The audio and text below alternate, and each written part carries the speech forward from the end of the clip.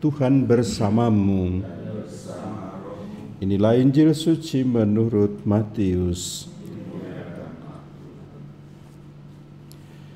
Sekali peristiwa Yesus bersabda kepada murid-muridnya, "Apabila saudaramu berbuat dosa, tegurlah dia di bawah 4 mata. Jika ia mendengarkan nasihatmu, engkau telah mendapatkannya kembali. Jika ia tidak mendengarkan dikau, bawalah seorang atau 2 orang lain, supaya atas keterangan 2 atau 3 orang saksi, perkara itu tidak disangsikan. Jika ia tidak mau mendengarkan mereka, sampaikanlah soalnya kepada jemaat.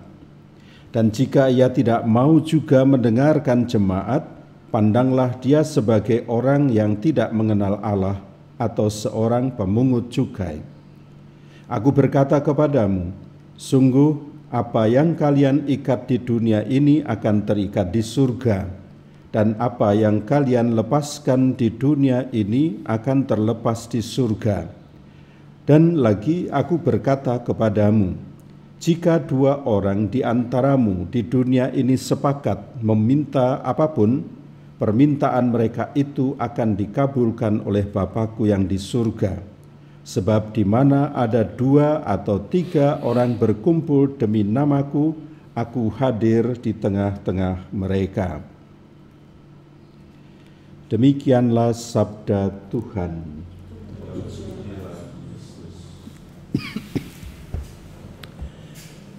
Saudara-saudari yang terkasih dalam Tuhan kita Yesus Kristus, kita hari ini diajak untuk merenungkan kisah hidup Musa, seorang nabi besar dan utama di Israel.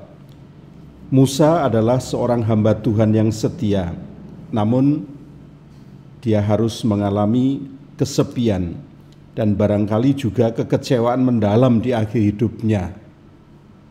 Kebanyakan orang mengharapkan happy ending, tetapi Musa mengalami tidak happy dalam hidupnya. Mengapa?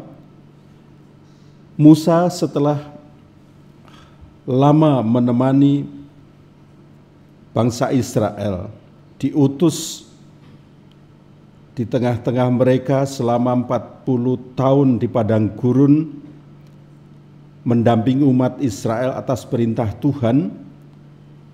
Tujuan perjalanan umat Israel setelah bebas dari Mesir adalah menuju tanah terjanji, tetapi Tuhan tidak memperkenankan Musa memasuki tanah yang dia impikan.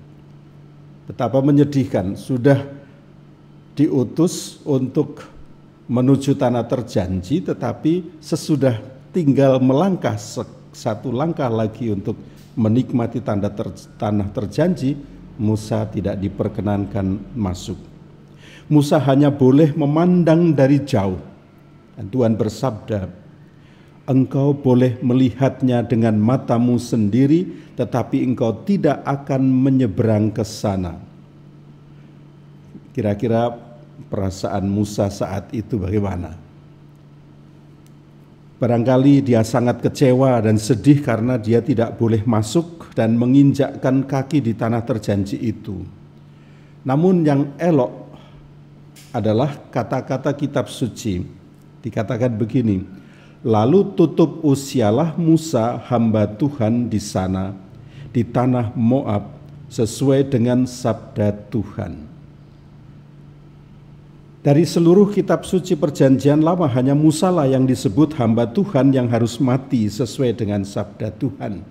Bahkan sampai mati pun Musa harus mengikuti dan menuruti sabda dan kehendak Tuhan. Dia seorang nabi besar. Makanya lalu ditangisi oleh umat Israel selama 30 hari. Tetapi dia harus mati sendirian, tanpa teman. Tapi hebatnya dikatakan tadi dalam kitab suci, Tuhan sendirilah yang memakamkan. Sehingga meskipun dalam kesepian, lalu kita hari ini tidak pernah bisa melihat di mana letak kuburnya. Tidak ada seorang pun yang mengetahuinya. Sepertinya sempurnalah sudah kesepian dan kesendirian yang harus ditanggung oleh Musa, hamba Tuhan nan setia dan suci itu. Nah, cukuplah bagi kita hari ini berdoa kepada Tuhan dan berbicara dari hati ke hati dengan Musa. Tampaklah bagi kita betapa yang namanya orang suci dan orang yang seumur hidup taat kepada Tuhan tidak selalu mengakhiri hidupnya itu dengan terhormat. Kalau dicermati sebenarnya apa yang menjadikan Musa itu bernasib seperti itu? Musa mengalami nasib unhappy ending. Karena Musa rupanya pernah menyakiti hati Allah yang dengan ketidakpercayaannya itu sebetulnya simpel. Di zaman Musa yang menegur itu Allah sendiri.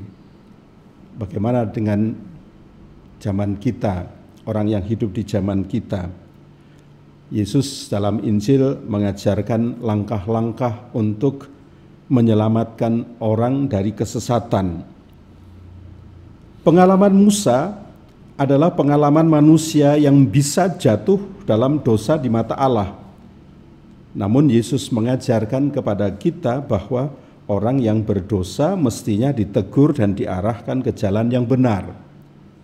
Jika orang itu berkeras hati, pakailah cara menghadirkan orang lain.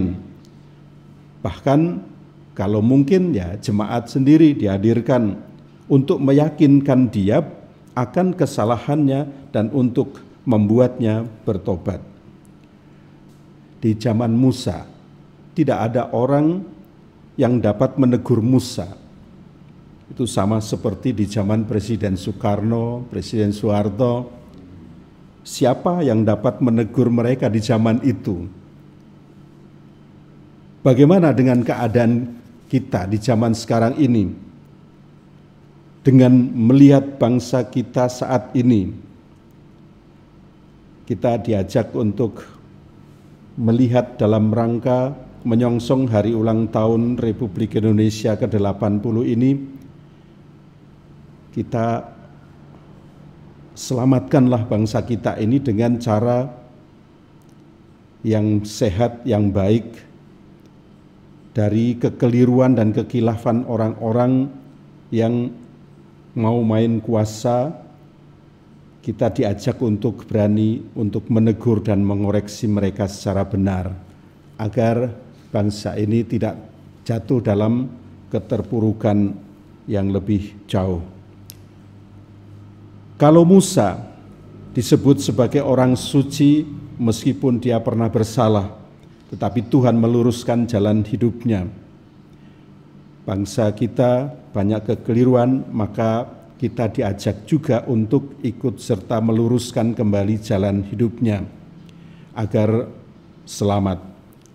Musa yang pada akhirnya disebut sebagai orang suci, nabi utama dan hamba Tuhan, tetapi dia wafat dalam kesepian dan kesedihan. Tetapi ada satu titik pokok yang bisa kita renungkan, yakni sampai mati pun Musa itu mati sesuai dengan sabda Tuhan. Setia sampai akhir pada Tuhan, entah bagaimana sambutan dan tanggapan orang lain, kita coba jalani agar kita disebut sebagai orang-orang yang setia kepada Allah melalui sabdanya. Terpujilah Tuhan kita Yesus Kristus, kini dan sepanjang segala masa.